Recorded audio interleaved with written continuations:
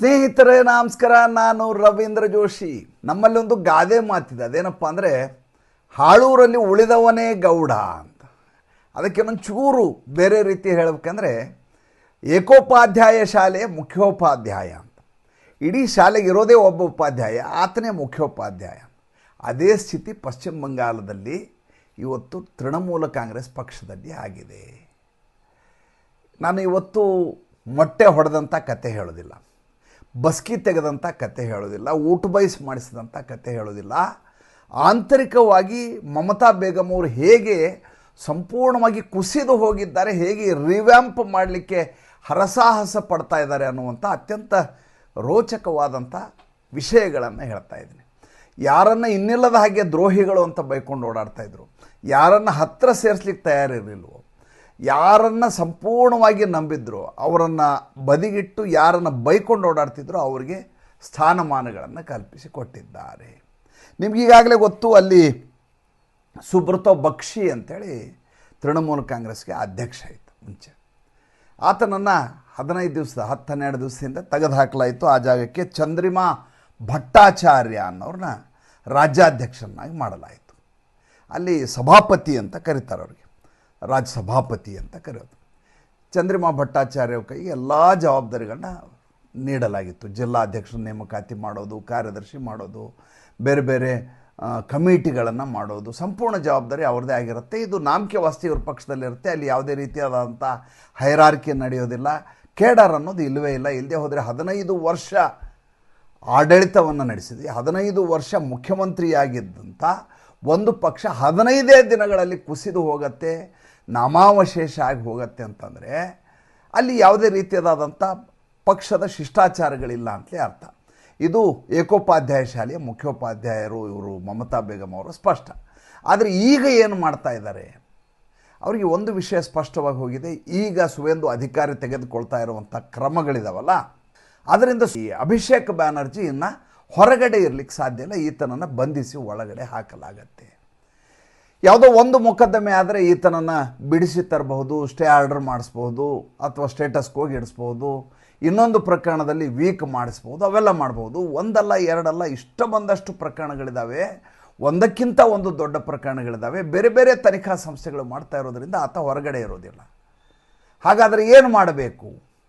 ಈತ ಈಗ ರಾಷ್ಟ್ರೀಯ ಕಾರ್ಯದರ್ಶಿ ಪಕ್ಷಕ್ಕೆ, ಈತನ ಕೆಳಗೆ 2 ಜಾಯಿಂಟ್ ಸೆಕ್ರೆಟರಿಗಳಿದ್ದಾರೆ, ಒಬ್ಬ ಕಲ್ಯಾಣ ಬ್ಯಾನರ್ಜಿ, ಇನ್ನೊಬ್ಬ ಡೋಲಾ ಸೇನ್ ಅಂತೇಳಿ. ಈತನ ಪಾರಮ್ಯ ಇರಬಾರ್ದು ಅನ್ನುವಂಥ ಕಾರಣಕ್ಕೋಸ್ಕರ 2 ಸೇರಿಸಲಾಗಿದೆ ಅಲ್ಲಿ. ಆದರೆ ಅಭಿಷೇಕ್ ಬ್ಯಾನರ್ಜಿಗೆ ಪವರ್ನ ಕಡಿಮೆ ಮಾಡಬೇಕು ಅಂತೇಳಿ ಆತನಿಗೆ ಆಗಲಾರದ ವ್ಯಕ್ತಿಗಳನ್ನು ಈಗ ಇಡೀ ಆಯಕಟ್ಟಿನ ಜಾಗಗಳಲ್ಲಿ ನೇಮಕಾತಿ ಮಾಡಿದ್ದಾರೆ ಮಮತಾ ಬೇಗಂ ಅವರು. ಇದು ಲೇಟೆಸ್ಟ್ ಸುದ್ದಿ. ಯಾರ್ಯಾರು ಎಲ್ಲೆಲ್ಲಿದ್ದಾರೆ ಅಂತ ಹೇಳಿಬಿಡ್ತೀನಿ, ಆವಾಗ ಅಭಿಷೇಕ್ ಬ್ಯಾನರ್ಜಿ ಹೇಗೆ ನೇಪಥ್ಯಕ್ಕೆ ಸರಿತಾ ಇದ್ದಾರೆ ಅನ್ನೋದು ಸ್ಪಷ್ಟವಾಗಿ ಹೋಗುತ್ತೆ. ಮೊದಲೇದು ಚಂದನ್ ಮಿತ್ರೋ ಅಂತ, ಚಂದನ್ ಮಿತ್ರ ಅಂತ ನಾವಂತೆ, ಅವ್ರು ಚಂದನ್ ಮಿತ್ರೋ ಅಂತ ಅವ್ರು ಕರೀತಾರೆ. ಈ ಚಂದನ್ ಮಿತ್ರ ಈತ ಚುನಾವಣೆಯಲ್ಲಿ ಸೋತ ತಕ್ಷಣ ಮಾಡಿದ ಮೊದಲೇ ಕೆಲಸ ಏನು ಅಂದರೆ, ಒಂದು ಕಡೆ ಅಭಿಷೇಕ್ ಬ್ಯಾನರ್ಜಿನ ಬಾಯಿಗೆ ಬಂದ ಹಾಗೆ ಬೈಲಿಕ್ಕೆ ಶುರು ಮಾಡ್ದ. ಎರಡನೇದು ಐಪ್ಯಾಕಿಗೆ ಯಾವ ರೀತಿ ವಾಚಾಮಗೋಚರವಾಗಿ ನಿಂದಿಸ್ಲಿಕ್ಕೆ ಶುರು ಮಾಡಿದ ಅಂದರೆ, ಪ್ರತಿ ಟಿಕೆಟ್ ಕೊಡುವಾಗೂ ಕೂಡ ದುಡ್ಡನ್ನು ವಸೂಲಿ ಮಾಡಿ ಟಿಕೆಟ್ ಕೊಟ್ಟಿದ್ದಾರೆ. ಭ್ರಷ್ಟಾಚಾರದ ಪರಮ ಉತ್ಕಟಾವಸ್ಥೆಯಲ್ಲಿ ಇವರು ಭ್ರಷ್ಟಾಚಾರ ಮಾಡಿದವರು. ಐಪ್ಯಾಕಿಗೆ ಕೊಟ್ಟಿದ್ದರಿಂದ ನಾವು ಚುನಾವಣೆಯಲ್ಲಿ ಸೋತ್ವಿ, ನಮ್ಮ ಸೋಲಿಗೆ ಐಪ್ಯಾಕೆ ಕಾರಣ, ನಮ್ಮ ಸೋಲಿಗೆ ಅಭಿಷೇಕ್ ಬ್ಯಾನರ್ಜಿನೇ ಕಾರಣ, ಇಲ್ಲದೇ ಪಕ್ಷ ಈ ರೀತಿ ಹೀನಾಯ ಸ್ಥಿತಿಗೆ ಹೋಗ್ತಾ ಇರಲ್ಲ ಅಂತ ಚಂದನ್ ಮಿತ್ರ ನೇರವಾಗಿ ವಾಗ್ದಾಳಿಯನ್ನು ಮಾಡಲಿಕ್ಕೆ ಮೇ 4ನೇ ತಾರೀಕು ಮಾರನೇ ದಿವಸದಿಂದನೇ ಶುರು ಮಾಡಿದ ವ್ಯಕ್ತಿ. ಈತನನ್ನು ಇಷ್ಟು ದಿವಸ ನೇಪಥ್ಯಕ್ಕೆ ತಳ್ಳಲಾಗಿತ್ತು. ಈ ಅಭಿಷೇಕ್ ಬ್ಯಾನರ್ಜಿದೆ ದರ್ಬಾರ್ ನಡೀತಾ ಇತ್ತು. ಈಗ ಇದ್ದಕ್ಕಿದ್ದ ಹಾಗೆ ಈತನಿಗೆ ಅತ್ಯಂತ ಪ್ರಭಾವಿಯಾದಂಥ ಪ್ರದೇಶ ಡಮ್ ಅಂತಿದೆಯಲ್ಲ, ಆ ಡಮ್ ಪ್ರದೇಶದ ಉಸ್ತುವಾರಿಯನ್ನು ಈ ಚಂದನ್ ಮಿತ್ರಾಗೆ ಮಮತಾ ಬೇಗಂ ಕೊಟ್ಟಿದ್ದಾರೆ. ಇನ್ನು ಮಹುವಾ ಮೊಯ್ತ್ರಾ ಯಥಾ ಪ್ರಕಾರ ಕೃಷ್ಣನಗರದಲ್ಲಿದ್ದಾರೆ. ಇತ್ತೀಚೆಗೆ ಲಂಡನ್ ಹೋಗಿದ್ದರು, ಈಗ ವಾಪಸ್ ಬಂದಿದ್ದಾರೆ. ಕೃಷ್ಣನಗರ ಅವ್ರ ಜವಾಬ್ದಾರಿ. ಕುಣಾಲ್ ಘೋಷ್ಗೆ ಬಹಳ ಮುಖ್ಯವಾದಂಥ ನಾರ್ತ್ ಕಲ್ಕಟ್ಟ ಏನಿದೆಯಲ್ಲ, ನಾರ್ತ್ ಕಲ್ಕಟ್ಟ ರೀಜನ್ ಸಂಪೂರ್ಣವಾಗಿ ಕುಣಾಲ್ ಘೋಷ್ಗೆ ಕೊಡಲಾಗಿದೆ. ಇಲ್ಲಿ ಮುಂಚೆ ಸುದೀಪ್ ಬ್ಯಾನರ್ಜಿ ಅನ್ನೋ ವ್ಯಕ್ತಿ ಇದನ್ನು ನೋಡ್ಕೋತಾ ಇದ್ರು.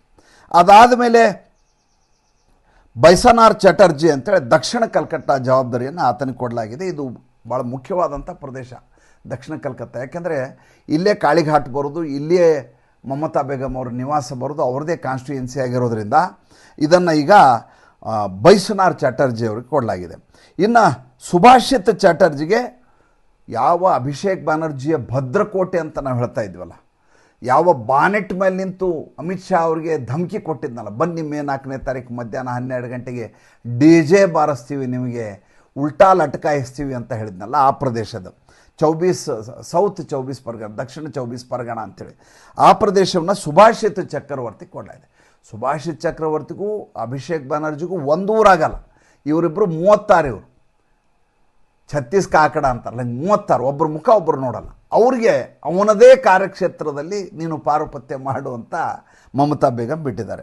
ಇನ್ನು ರಾಜೀವ್ ಬ್ಯಾನರ್ಜಿ ಅಂತಿದ್ದಾನೆ, ಈತ ಒಂದು ಕಾಲಕ್ಕೆ BJPಗೆ ಬರಬೇಕು ಅಂತ ಓಡಾಡಿದಂಥ ಮನುಷ್ಯ. ಈಗ ಹೌಡಾ ಗ್ರಾಮೀಣ ಪ್ರದೇಶ ಏನಿದೆಯಲ್ಲ, ಆ ಹೌಡಾ ಗ್ರಾಮೀಣ ಪ್ರದೇಶದ ಸಂಪೂರ್ಣ ಜವಾಬ್ದಾರಿಯನ್ನು ಈತನಿಗೆ ಕೊಡಲಾಗಿದೆ. ಇನ್ನು ಅತಿಕ್ ಮುಜುಮ್ದಾರ್ ಅಂತ ಇವನಿಗೆ ಹೂಗ್ಲಿ ಡಿಸ್ಟ್ರಿಕ್ಟನ್ನು ಕೊಡಲಾಗಿದೆ. ಮಜಾ ಏನಂದರೆ, ಈತ ಅಭಿಷೇಕ್ ಬ್ಯಾನರ್ಜಿ ವಿರುದ್ಧ ನಿರಂತರವಾಗಿ ದಾಳಿ ಮಾಡ್ತಾ ಇನ್ನಿಲ್ಲದ ಹಾಗೆ ಮಮತಾ ಬೇಗಂ ಅವರು ಕಂಪ್ಲೇಂಟ್ ಹೇಳ್ತಾ ಇದ್ದಂಥ ಮನುಷ್ಯ. ಆತನನ್ನು ಕರೆಸಿಕೊಂಡು ಆತನಿಗೆ ಈ ಜವಾಬ್ದಾರಿಯನ್ನು ಕೊಡಲಾಗಿದೆ. ನಿನ್ನೆ ಒಂದು ಮಹತ್ತರ ಬೆಳವಣಿಗೆ ಆಯಿತು. ಏನು ಮಹತ್ತರ ಬೆಳವಣಿಗೆ ಆಯಿತು? ಈ ಚುನಾವಣೆಯಲ್ಲಿ ಏನಾದರೂ ಮಿಸ್ಅಪ್ರಾಪ್ರೇಷನ್ ಆಗಿದೆ ಅಂತ ನಿಮ್ಗೆ ಅನಿಸಿದರೆ, ಲೋಪಗಳಾಗಿದ್ದಾವೆ ಅನಿಸಿದರೆ, ನೀವು ಕೋರ್ಟ್ಗೆ ಹೋಗಲಿಕ್ಕೆ, ಚುನಾವಣಾ ಆಯೋಗ ಕಂಪ್ಲೇಂಟ್ ಮಾಡಲಿಕ್ಕೆ ನಿಮಗೊಂದು ಅವಧಿಯನ್ನು ಕೊಟ್ಟಿರಲಾಗುತ್ತೆ, ನಿರ್ದಿಷ್ಟ ಅವಧಿ. ನೀವು ಈ ಚುನಾವಣೆ ಸೋತಿನ 5 ವರ್ಷ ಆದಮೇಲೆ ನಾವು ಅವತ್ತು ಸೋತದ್ದು ತಪ್ಪು, ಸರಿಯಾಗಿ ಚುನಾವಣೆ ಪ್ರಕ್ರಿಯೆಗಳು ನಡೆದಿಲ್ಲ ಅಂತ ಕಂಪ್ಲೇಂಟ್ ಮಾಡೋಂಗಿಲ್ಲ. ಅದಕ್ಕೆ ಗಡುವಿದೆ, ನಿರ್ದಿಷ್ಟವಾದ ಗಡುವು. 45 ದಿವಸದ ಒಳಗಾಗಿ ನೀವು ಕಂಪ್ಲೇಂಟ್ ಮಾಡಬೇಕು, ಕೋರ್ಟಿಗೆ ಹೋಗಬೇಕು. ರೆಪ್ರೆಸೆಂಟೇಷನ್ ಆಫ್ ಪೀಪಲ್ಸ್ ಆ್ಯಕ್ಟ್ ಅಂತಿದೆ, ಅದರ ಪ್ರಕಾರ ಎಲೆಕ್ಷನ್ ಪಿಟಿಷನನ್ನು ಹಾಕಬೇಕು. ಮಮತಾ ಬೇಗಂ ಅವರು ಚುನಾವಣೆ ಆದ ದಿವಸದಿಂದ ಮೇ 4ನೇ ತಾರೀಕಿಂದ ಒಂದು ಮಾತು ಹೇಳ್ತಾ ಇದ್ದಾರೆ, 220ರಿಂದ 230 ಸ್ಥಾನಗಳಲ್ಲಿ ನಾವು ಸೋಲುವ ಸಾಧ್ಯತೆ ಎಲ್ಲ, ನಮ್ಮನ್ನು ಸೋಲಿಸಲಾಗಿದೆ, ಅಂದರೆ ಮಿಸ್ಅಪ್ರಾಪ್ರೇಷನ್ ಆಗಿದೆ, ಅಧಿಕಾರ ದುರ್ಬಳಕೆ ಮಾಡಿಕೊಳ್ಳಲಾಗಿದೆ. ಯಾವ ಅಧಿಕಾರ ದುರ್ಬಳಕೆ? ಇವ್ರದೇ ಅಧಿಕಾರ, ಇವರೇ ಮುಖ್ಯಮಂತ್ರಿ, ಇವರದೇ ಅಧಿಕಾರಿಗಳು ಎಲ್ಲ ಇಡೀ ಪಶ್ಚಿಮ ಬಂಗಾಳದಲ್ಲಿ ದುರ್ಬಳಕೆ ಆಗಿದೆ, ನಮ್ಮನ್ನು ಸೋಲಿಸಲಾಗಿದೆ ಅಂತ ಹೇಳ್ಕೊಂಡು ಆಡ್ತಾಯಿದ್ರು. ಆದರೆ ಕಳೆದ 42 ದಿವಸದವರೆಗೂ ಕೂಡ ಇವರು ಪಿಟಿಷನ್ನು ಹಾಕಲಿಲ್ಲ, ಎಲೆಕ್ಷನ್ ಪಿಟಿಷನ್ನು ಹಾಕಲಿಲ್ಲ, ಕೋರ್ಟಿಗೆ ಹೋಗಲೇ ಇಲ್ಲ. ನಾಳೆಗೆ ಮುಗಿಯತ್ತೆ ಟರ್ಮು. 43ನೇ ದಿವಸ ಈಕೆ ಇದ್ದಕ್ಕಿದ್ದಾಗೆ ಕಲ್ಕತ್ತಾ ಹೈಕೋರ್ಟಿಗೆ ಮೊರೆ ಹೋಗ್ತಾರೆ. ಕಲ್ಯಾಣ್ ಬ್ಯಾನರ್ಜಿನ ಕರ್ಕೊಂಡು ಹೋಗಿ ಪಿಟಿಷನ್ ಹಾಕ್ತಾರೆ. ಏನಂತ ಹಾಕ್ತಾರೆ? ನಡೆದಂಥ ಚುನಾವಣೆಯಲ್ಲಿ, ಏನು ಭವಾನಿಪುರ ಚುನಾವಣೆಯಲ್ಲಿ ಈಕೆ ಸೋತ್ರಲ್ಲ, ಅಲ್ಲಿ 12 ಸುತ್ತು ಮುಗಿಯೋ ಹೊತ್ತಿಗೆ, ಎಣಿಕೆ ಮುಗಿಯೋ ಹೊತ್ತಿಗೆ ನನ್ನನ್ನು ಮತ್ತು ನಮ್ಮ ಪೋಲಿಂಗ್ ಏಜೆಂಟ್ಗಳನ್ನ ಅಲ್ಲಿಂದ ಹೊಡೆದು ಓಡಿಸಲಾಯಿತು, ನಮ್ಮ ಮೇಲೆ ಮ್ಯಾನ್ ಹ್ಯಾಂಡಲಿಂಗ್ ಮಾಡಲಾಯಿತು, ನಮ್ಮನ್ನು ಅಲ್ಲಿ ಇರಲಾರ್ದ ಹಾಗೆ ನೋಡಿಕೊಳ್ಳಲಾಯಿತು, ಅದಾದ ಮೇಲೆ ಸಂಪೂರ್ಣ ರಿಗ್ಗಿಂಗ್ ಆಗಿದೆ. ಆದ್ದರಿಂದ ಈ ಚುನಾವಣೆ ಪ್ರಕ್ರಿಯೆ ಸರಿಯಾಗಿ ನಡೆದಿಲ್ಲ. ಆದ್ದರಿಂದ ಇದು ಮರು ಚುನಾವಣೆ ಆಗಬೇಕು, ಈ ಚುನಾವಣೆಯನ್ನು ಅಸಿಂಧುಗೊಳಿಸಬೇಕು, ಸುವೇಂದು ಅಧಿಕಾರಿಯ ಗೆಲುವನ್ನು ಅಸಿಂಧುಗೊಳಿಸಬೇಕು ಅಂತ ನಿನ್ನೆ ಕಲ್ಕತ್ತಾ ಹೈಕೋರ್ಟ್ನಲ್ಲಿ ಪಿಟಿಷನ್ ಹಾಕಿದ್ದಾರೆ. ಈಕೆ ಈ ಬಾರಿ ಅದೇ ತಮ್ಮ ರೋಬನ್ನು ಹಾಕ್ಕೊಂಬರಲಿಲ್ಲ, ಈ ವಕೀಲರು ಹಾಕ್ಕೊಂಬರ್ತಾರಲ್ಲ ಅಡ್ವೊಕೇಟ್ ರೋಬ್ನ, ಆ ರೋಬ್ ಹಾಕ್ಕೊಂಬಂದಿಲ್ಲ. ಬಿಳಿ ಸೀರೆ ಉಟ್ಕೊಂಡು ಜೊತೆಗೆ ಕಲ್ಯಾಣ್ ಬ್ಯಾನರ್ಜಿಯನ್ನು ಕರ್ಕೊಂಡು ಬಂದು ಪಿಟಿಷನನ್ನು ಹಾಕಿದರು. ಇಷ್ಟು ಹಾಕೋದೇ ನಿಜ ಆಗಿದ್ದರೆ ಈಕೆಗೆ ಮೇ 4ನೇ ತಾರೀಕಿಗೆ ಗೊತ್ತಿತ್ತು, ನಾನು ಸೋತದ್ದು ಸರಿಯಿಲ್ಲ, ಇದು ಅಸಿಂಧು, ತನ್ನ ವಿರುದ್ಧ ಷಡ್ಯಂತ್ರ ಮಾಡಲಾಗಿದೆ, ಸುವೇಂದು ಅಧಿಕಾರಿ ದುರುಪಯೋಗ ಪಡಿಸ್ಕೊಂಡಿದ್ದಾರೆ ಅಂದರೆ ಮಾರನೇ ದಿವಸನೇ ಅವರು ಕೋರ್ಟಿಗೆ ಹೋಗ್ಬೋದಿತ್ತು, ಅಥವಾ 8 ದಿವಸ ಬಿಟ್ಟು ಹೋಗೋದು. ನಾಳೆ ಅವಧಿ ಮುಗಿಯುತ್ತೆ ಅಂದಾಗ ಹಿಂದಿನ ದಿವಸ ಪಿಟಿಷನ್ ಹಾಕ್ತಾ ಇದ್ದಾರೆ. ಅದು ಕೂಡ 220ರಿಂದ 230 ಸ್ಥಾನಗಳಲ್ಲಿ ಹೇರಾಫೇರಿ ಆದರೆ ತನ್ನ ಒಂದೇ ಸ್ಥಾನಕ್ಕೆ ಯಾಕೆ ಇವರು ಹಾಕಿದರು? ಅದು ಪ್ರಶ್ನೆ. ಎರಡನೇದು 2021ರಲ್ಲಿ ನಂದಿಗ್ರಾಮದಲ್ಲಿ ಸೋತಾಗ ಕೂಡ ಇದೇ ರೀತಿಯ ಪಿಟಿಷನನ್ನು ಈಕೆ ಹಾಕಿದರು. ಒಂದೇ ಒಂದು ಹಿಯರಿಂಗ್ನಲ್ಲೂ ಈಕೆ ಪಾಲ್ಗೊಳ್ಳಲೇ ಇಲ್ಲ, ಅದರ ಪ್ರಕ್ರಿಯೆಯೇ ನಡೀಲಿಲ್ಲ. ಈ ಸಾರಿ ಹೋಗಿ ಓಡಾಡ್ತಾರೆ ಅನ್ನುವುದು ಯಾವ ಗ್ಯಾರಂಟಿ? ಅದು ಸದ್ಯಕ್ಕಿರುವಂಥ ಪ್ರಶ್ನೆ. ಇದರ ಜೊತೆಗೆ ಈಗ ಒಂದು ಹೊಸ ಬೆಳವಣಿಗೆ ಆಗಿದೆ. ಅದೇನಪ್ಪ ಅಂದರೆ, ಸುದೀಪ್ ಬ್ಯಾನರ್ಜಿ ಏನಿದ್ದಾರೆ ಇವರೆಲ್ಲ ಏನು ಮಾಡಿದರು, ಒಂದು ಗುಂಪು ಸಂಪೂರ್ಣವಾಗಿ 22 ಜನ ಇನ್ನೊಂದು ಪಕ್ಷಕ್ಕೆ ಹೋಗಿ ಸೇರಿಕೊಂಡ್ರು. ನಿಮ್ಗೆ ಗೊತ್ತು, NCPI ಅನ್ನುವಂಥ ಪಕ್ಷ. ಅದ್ರ ಬಗ್ಗೆ ಮುಂದಿನ ಸಂಚಿಕೆಯಲ್ಲಿ ಭಾಳ ಇಂಟ್ರೆಸ್ಟಿಂಗ್ ಆಗಿರೋ ವಿಚಾರಗಳನ್ನು ಹೇಳ್ತೀನಿ. ಹೇಗೆ 3 ವರ್ಷದ ಕೆಳಗೆ ಒಂದು ಪಕ್ಷವನ್ನು ನೋಂದಾಯಿಸಲಾಗತ್ತೆ, ಮಾನ್ಯತೆ ಇಲ್ಲದೆ ಹೋದರೂ ನೋಂದಾವಣೆ ಮಾಡಿ ಹಾಗೆ ಇಟ್ಕೊಳ್ಳಲಾಗತ್ತೆ. ಹೇಗೆ ಗಂಡ ಹೆಂಡತಿ ಒಬ್ಬರು ಅಧ್ಯಕ್ಷರಾಗಿ ಇನ್ನೊಬ್ಬರು ಕೋಶಾಧಿಕಾರಿಯಾಗಿ ಒಂದು ಡಮ್ಮಿ ಅಕೌಂಟನ್ನು ಮಾಡಿ ಇಟ್ಕೊಳ್ಳಾಗತ್ತೆ, ಪಕ್ಷವನ್ನು ಮಾಡಿ ಇಟ್ಕೊಳ್ಳಾಗತ್ತೆ. ಮುಂದೆ ಇಂಥದ್ದೊಂದು ಸಂದರ್ಭ ಬರಬಹುದು ಅನ್ನುವಂಥ ತಯಾರಿಯನ್ನು ಹೇಗೆ ಮಾಡಲಾಗಿತ್ತು ಅನ್ನೋದ್ರ ಬಗ್ಗೆ ಮಾತಾಡ್ತೀನಿ, ಅದು ಬೇಡ ಈಗ. ಅದರಲ್ಲಿದ್ದಂಥ ಒಬ್ಬ ಡಿಸಿಡೆಂಟು ಯಾರು NCPI ಹೋಗಿದ್ದಾರೋ ಅದರಲ್ಲಿ ಒಬ್ಬ ಸುದೀಪ್ ಬ್ಯಾನರ್ಜಿ ಅಂತ MP. ಈತ ನಿನ್ನೆ ಹೇಳಿಕೆಯನ್ನು ಕೊಟ್ಟಿದ್ದಾರೆ ಪತ್ರಿಕಾಗೋಷ್ಠಿಯಲ್ಲಿ. ಏನಂದರೆ, ನಾವು ಜುಲೈನಲ್ಲಿ ಕೋರ್ಟಿಗೆ ಮೊರೆ ಹೋಗಲಿದ್ದೇವೆ. ಯಾವ ವಿಚಾರಕ್ಕೆ? ನಾವು ತೃಣಮೂಲ ಕಾಂಗ್ರೆಸ್ಸು ನಮ್ಮ ಪಕ್ಷ, ಅದರ ಚಿಹ್ನೆ, ಅದರ ಅಕೌಂಟು, ಅದರ ಎಲ್ಲ ಕೂಡ ನಮಗೆ ಬರಬೇಕು ಅಂತ ಒಂದು ಬಣ, ಇದಕ್ಕೋಸ್ಕರ ಹೋರಾಟ ನಡೆಸಲಿದೆ ಅಂತ ಈತ ಹೇಳ್ತಾ ಇದ್ದಾರೆ. ಅಂದರೆ ರಿತುಬ್ರತೋ ಬ್ಯಾನರ್ಜಿ ಯಾರು ಯಾವುದೇ ಪಕ್ಷದ ಜೊತೆ ಈಗಲೂ ಗುರುತಿಸ್ಕೊಂಡಿಲ್ವೋ ಇವರ ಬಣ ಈಗ ಹೋರಾಟಕ್ಕೆ ಇಳಿಯತ್ತೆ. ಹೋರಾಟಕ್ಕೆ ಇಳಿದು ಪಕ್ಷದ ಚಿಹ್ನೆ, ಪಕ್ಷದ ಫಂಡು, ಪಕ್ಷದ ಕಚೇರಿ ಎಲ್ಲವನ್ನು ತನ್ನ ಸ್ವತ್ತಾಗಿಸಿಕೊಳ್ಳಲಿದೆ. ಇದು ತಕ್ಷಣದಲ್ಲಿ ಆಗತ್ತೋ ಆಗಲ್ವೋ ಬೇರೆ ವಿಚಾರ. ಇನ್ನು 3 ತಿಂಗಳಿಗೆ KMCA ಚುನಾವಣೆ ಇದೆ. KMC ಅಂದ್ರೇನು? Kalkatta municipal corporation. ಅತ್ಯಂತ ಪ್ರತಿಷ್ಠಿತವಾದ ಚುನಾವಣೆ, ಇಡೀ ದೇಶ ನೋಡಬೇಕಾದಂಥ ಚುನಾವಣೆ. ಹೇಗೆ ಬೃಹನ್ ಮುಂಬೈ ನಗರ ಪಾಲಿಕಾ ಚುನಾವಣೆ ಇದೆಯಲ್ಲ, ಅದೇ ರೀತಿಯಾದ ಚುನಾವಣೆ. ಮಮತಾ ಬೇಗಂ ಅವರ ಅಸ್ತಿತ್ವದ ಪ್ರಶ್ನೆ ಇದು. 3 ತಿಂಗಳಲ್ಲಿದೆ. ಒಂದು ವೇಳೆ ಇವರು ಪಿಟಿಷನ್ ಹಾಕಿದ್ದೇ ಆದರೆ, ಡಿಸಿಡೆಂಟ್ಸ್ ಎಲ್ಲ ಸೇರಿ ಪಿಟಿಷನ್ ಹಾಕಿದ್ದೇ ಆದರೆ, ಪಕ್ಷ ನಮಗೆ ಸೇರಿದ್ದು ಅಂತ ಹೋರಾಟ ಮಾಡಿದ್ದೆ ಆದರೆ, ಮೊದಲು ಮಾಡುವ ಕೆಲಸ ಏನಾದರೂ ಕೋರ್ಟು, ಈ ಚಿಹ್ನೆಯನ್ನು ಯಾರೂ ಬಳಸೋ ಹಾಗಿಲ್ಲ, ಈ ಪಕ್ಷದ ಹೆಸರನ್ನು ಯಾರೂ ಬಳಸೋ ಹಾಗಿಲ್ಲ, ಪಾಟಿದಾರರು ಬಳಸೋ ಹಾಗಿಲ್ಲ, ಇವರು ಬಳಸೋ ಹಾಗಿಲ್ಲ, ಪಾರ್ಟಿ ಸವಾಲು ಹಾಕೋರು ಬಳಸೋ ಹಾಗಿಲ್ಲ, ಇವರು ಬಳಸೋ, ಯಾರು ವಕಾಲತ್ದಾರ ಇದ್ದಾರೆ ಅವರು ಬಳಸೋ ಹಾಗಿಲ್ಲ. ಆದ್ದರಿಂದ ಅದು ಫ್ರೀಸ್ ಆಗುತ್ತೆ. ಭಿನ್ನಮತೀಯರಿಗೂ, ಭಿನ್ನ ಬಂಡಾಯದ ಬಣಕ್ಕೂ ಈ ಚುನಾವಣಾ ಚಿಹ್ನೆ ಪಕ್ಷ ಸಿಗೋದಿಲ್ಲ, ಮಮತಾ ಬೇಗಂ ಅವ್ರಿಗೂ ಸಿಗೋದಿಲ್ಲ. ಹಾಗಾದ್ರೆ ಮಮತಾ ಬೇಗಂ ಏನು ಮಾಡ್ತಾರೆ?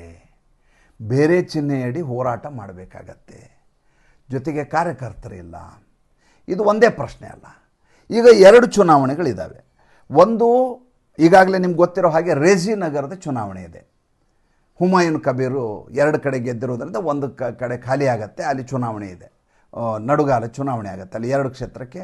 ಅಲ್ಲಿ ಅಭ್ಯರ್ಥಿಗಳು 2 ಕಡೆ ಆಯ್ಕೆಯಾಗಿರೋದ್ರೆ, ಒಂದು ಹುಮಾಯೂನ್ ಕಬೀರ್ ಆಯ್ಕೆಯಾಗಿರೋದು, ಇನ್ನೊಂದು ನಂದಿಗ್ರಾಮು ಸುವೇಂದು ಅಧಿಕಾರಿ ಗೆದ್ದಿರೋದು. 2 ಖಾಲಿ ಆದಾಗ ಈಗ ಚುನಾವಣೆಗೆ ಸ್ಪರ್ಧಿಸಬೇಕಾ ಬೇಡವಾ ಅನ್ನೋದು ಮಮತಾ ಬೇಗಂಗಿರುವಂಥ ಅತಿ ದೊಡ್ಡ ಸಮಸ್ಯೆ. ನಿಂತು ಗೆಲ್ಲಬಹುದು. ಯಾವುದು? ರೇಜಿ ನಗರದಿಂದ ಮುಸಲ್ಮಾನರ ಬಾಹುಳ್ಯ ಇರುವಂಥ ಕ್ಷೇತ್ರ, ಗೆಲ್ತೀನಿ ಅಂತ ಅಂದ್ಕೊಂಡಿದ್ದಾರೆ ಅಂತಲೇ ಅಂದ್ಕೊಂಡ. ಅದಾದ ಮೇಲೆ ಈಕೆ ಒಬ್ಬ ಆರ್ಡಿನರಿ MLA ಆಗಿ ವಿಧಾನಸಭೆಗೆ ಹೋಗಬೇಕಾಗತ್ತೆ, ಇಲ್ಲಿಗೆ ನಬನ್ನಾಗೆ. ಯಾಕೆಂದರೆ ಈಕೆ ಇಡೀ ಪಕ್ಷವನ್ನು ಹೈಜಾಕ್ ಮಾಡಲಾಗಿದೆ. ಈಕೆಗೆ ಪಕ್ಷವೂ ಇಲ್ಲ, ಶಾಸಕರು ಇಲ್ಲ, ಒಬ್ಬ ನಾಯಕಿಯಾಗಿ ಈಕೆ ಅಲ್ಲಿ ಹೋಗ್ಲಿಕ್ಕಾಗೋದಿಲ್ಲ. ನೋಡಿ ಎಂಥ ಸಂದಿಗ್ಧತೆ ಇರುತ್ತೆ, ಎಂಥ ಸೂಕ್ಷ್ಮ ವಿಚಾರಗಳು ಅರ್ಥ ಮಾಡ್ಕೊಳ್ಳಿ. ಇಡೀ ಪಕ್ಷವೇ ಕೈಯಲ್ಲಿಲ್ಲ. ಈಕೆ ಗೆದ್ದರೂ ಕೂಡ ಒಬ್ಬ ಆರ್ಡಿನರಿ MLA ಆಗಿ ಹೋಗಿ ಅಲ್ಲಿ ಒಂದು ಮೂಲೆಯಲ್ಲಿ ಕೂತಬೇಕಾಗತ್ತೆ. ಅದಕ್ಕೆ ಮಮತಾ ಬೇಗಂ ಸಿದ್ಧರಾಗ್ತಾರ? ಈಗ ಅದು ಕಾಡ್ತಾ ಇರುವಂಥ ಪ್ರಶ್ನೆ. ಎರಡನೇದ್ದು, ಈ ಜುಲೈ 21ಕ್ಕೆ ಇವರು ಒಂದು ದೊಡ್ಡ ಕಾರ್ಯಕ್ರಮವನ್ನು ಆಯೋಜನೆ ಮಾಡ್ತಾಯಿದ್ದಾರೆ. ನೆಕ್ಸ್ಟ್ ಮಂತ್ ಆಗಬೇಕದು. ಮಹಾಕರಣ್ ಅಭಿಯಾನ್ ಅಂತೇಳಿ. ಈಕೆ ಯುವ ಕಾಂಗ್ರೆಸ್ನಲ್ಲಿದ್ದಾಗ 1992ದಿಂದ ಮಾಡ್ಕೊಂಬಂದಂಥದ್ದು. ಆ ಸಂದರ್ಭದಲ್ಲಿ ಈಕೆ ಹೋರಾಟ ಮಾಡ್ತಾರೆ, ಯುವ ಕಾಂಗ್ರೆಸ್ನ ಅಧ್ಯಕ್ಷೆಯಾಗಿರ್ತಾರೆ. ಅವಾಗ ಬಹಳಷ್ಟು ಜನರ ಮೇಲೆ ಗುಂಡಿನ ಸುರಿಮಳೆಗಳೇಲಾಗುತ್ತೆ, ಗೋಲಿಬಾರ್ ಆಗುತ್ತೆ, ಹಲವಾರು ಜನ ಹುತಾತ್ಮರಾಗ್ತಾರೆ. ಅವರ ಶ್ರದ್ಧಾಂಜಲಿಗಾಗಿ ಪ್ರತಿ ವರ್ಷ ಈಕೆ ಒಂದು ಕಾರ್ಯಕ್ರಮ ಮಾಡ್ತಾಯಿದ್ರು. ಅದು ಜುಲೈ 21ಕ್ಕೆ ಬರುತ್ತೆ. ಪ್ರತಿ ವರ್ಷ TMC ಅವರು ಮಾಡ್ತಾಯಿದ್ರು. ಯಾಕೆಂದರೆ ಈಕೆ ಯುವ ಕಾಂಗ್ರೆಸ್ಸಲ್ಲಿದ್ದಾಗ ಶುರು ಮಾಡಿದ್ದದು. ಈ ವರ್ಷ ಇದೆಯಾ ಅಂತ ಚಂದ್ರಿಮಾ ಭಟ್ಟಾಚಾರ್ಯ ಕೇಳಿದರೆ, ಅಂದರೆ ಇವರ ರಾಜ್ಯಾಧ್ಯಕ್ಷ ಕೇಳಿದರೆ, ತಯಾರಿ ಬಗ್ಗೆ ನನಗೇನು ಮಾಹಿತಿ ಇಲ್ಲ ಅಂತ ಅವ್ರು ಹೇಳ್ತಾ ಇದ್ದಾರೆ. ಈ ಮಧ್ಯೆ ಕಾಂಗ್ರೆಸ್ ಏನು ಹೇಳ್ತಾ ಇದೆ? ಕಾಂಗ್ರೆಸ್ ನಾವು ಇದನ್ನು ಆಚರಣೆ ಮಾಡ್ತಾ ಇದ್ದೀವಿ ಶಹೀದ್ ಮಿನಾರ್ನಲ್ಲಿ, ದೊಡ್ಡದಾದಂಥ ಜಾಗ ಶಹೀದ್ ಮಿನಾರ್, ಅಲ್ಲಿ ನಾವು ಆಯೋಜನೆ ಮಾಡ್ತಾ ಇದ್ದೀವಿ. ರಾಷ್ಟ್ರೀಯ ಮಟ್ಟದ ನಾಯಕರು ಇದಕ್ಕೆ ಬರ್ತಾ ಇದ್ದಾರೆ. ಅಲ್ಲಿಗೆ ರಾಹುಲ್ ಗಾಂಧಿ, ಮಲ್ಲಿಕಾರ್ಜುನ ಮುತ್ಯ ಇವರೆಲ್ಲ ಈ ಕಾರ್ಯಕ್ರಮ ಬರ್ತಾರೆ. ಆವಾಗ ತೃಣಮೂಲ ಕಾಂಗ್ರೆಸ್ ನೇಪಥ್ಯದಲ್ಲಿರುತ್ತೆ. ಯಾವ ತೃಣಮೂಲ ಕಾಂಗ್ರೆಸ್ 1992ರಿಂದ ಮಾಡ್ಕೊಂಡು ಬರ್ತಾ ಇದೆಯೋ ಆ ಕಾರ್ಯಕ್ರಮದ ಆಯೋಜನೆ ಅವರಿಂದ ಹೈಜಾಕ್ ಮಾಡಿ ಕಾಂಗ್ರೆಸ್ ಮಾಡ್ಕೊಂಡು ಬರ್ತದೆ.